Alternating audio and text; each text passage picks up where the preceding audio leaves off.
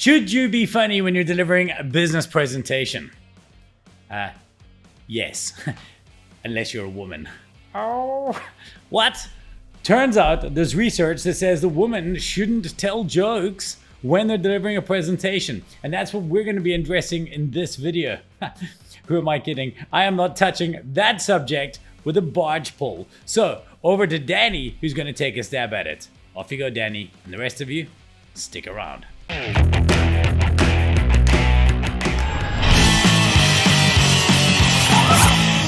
Hey guys, so Rich shared this article with me and was like, yo, Dani B, let me know what you think of this article.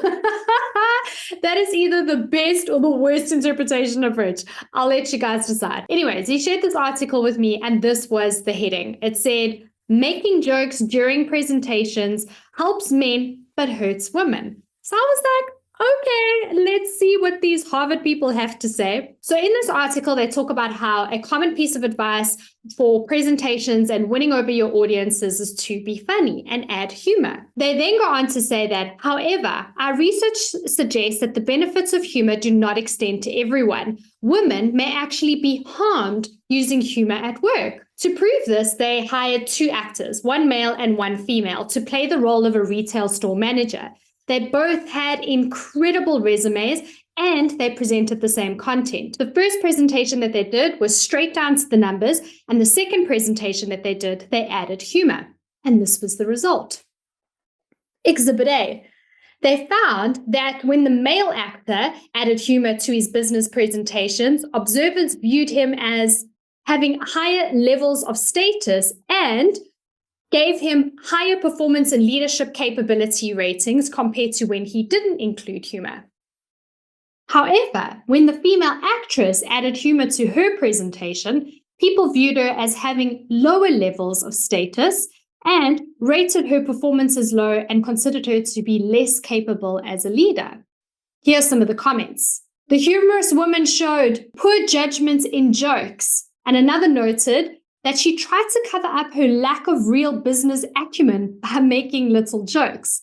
Compared to, he is witty and likes to use humor to not seem like a stern speaker, and he adds a touch of humor to break up the monotony of his presentation. Now, when I first saw this, I was like, as if. I mean, give that man a belt and the rest of the week off. But then I was like, hang on a second. This study was conducted across men and women. Men and women gave their inputs over here. So then I thought, if this is not gender biased, what could it be? So I did a lot of research, I dug deep, and I gave it a lot of thought. Speaking of thinking, I just had to tell you this quick story. So the other day, my husband and my kids and I, we went for a walk, and my kids saw this massive crack within the road. And they were like, Daddy, what happened? What happened? Was it an earthquake? What happened? And my husband's response was, no, kids, this is what happens when mom thinks. So now, every time my kids see a crack anywhere, they're like, Mommy, you must stop thinking. Look what you're doing. Anyway, I digress. So I did some research, and this is what I found. There are 2 things here. Number 1, women have shorter vocal cords than men, and that's why our tone is higher. We have a higher pitch than men. This is physiological.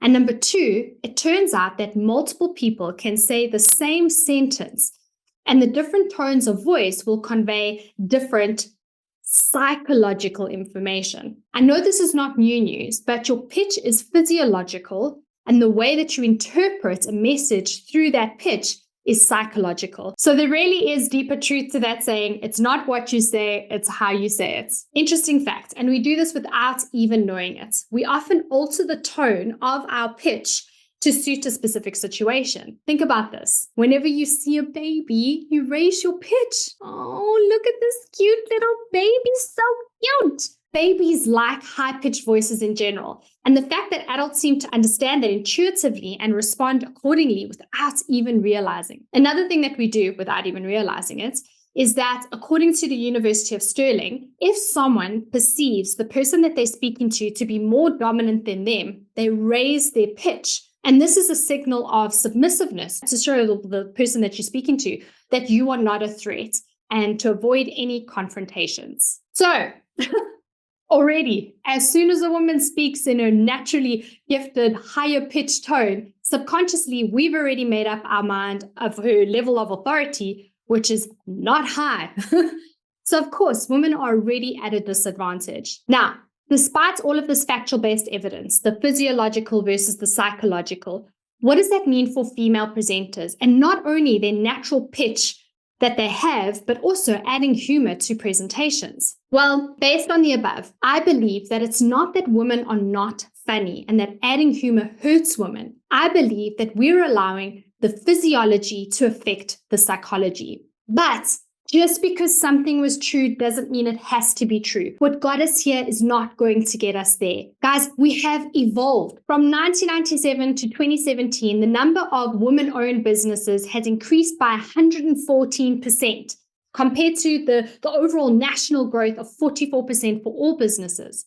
Amy Schumer, an American comedian and actress, is rated number 4 in the world as fourth funniest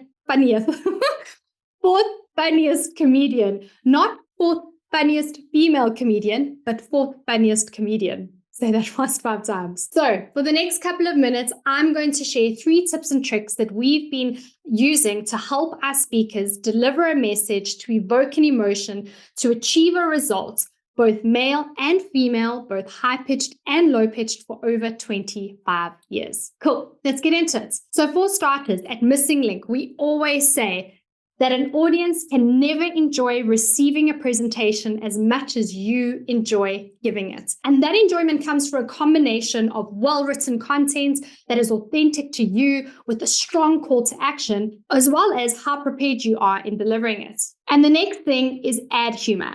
Now you might say to me, what if I'm not funny? What we have found has worked over the years with some of our not so funny speakers is borrowed humor. And this could be something as small as the clip I used up front of Clueless, that, as if. Now you see, when I said it's not really as funny, but I bet when you saw that video, you smiled or laughed just a little bit. Another example that I used in this presentation was right in front when I did a very good or very bad interpretation of Rich.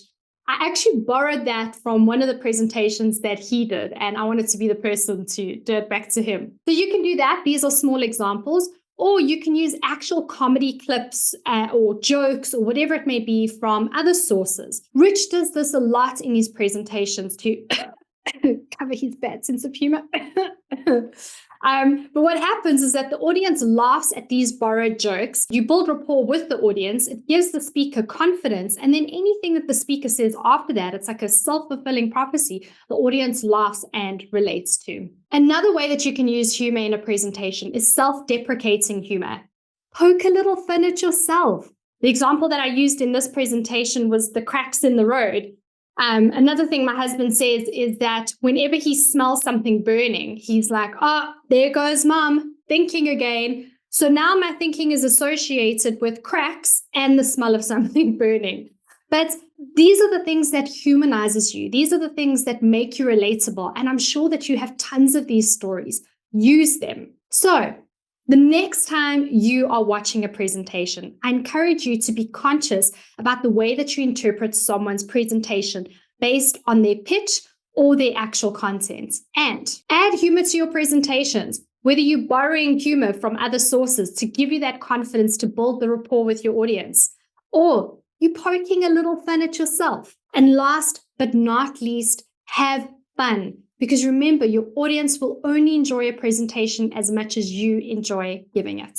And on that note, I hope that you've enjoyed listening to this as much as I've enjoyed delivering it. Don't forget to hit like and subscribe.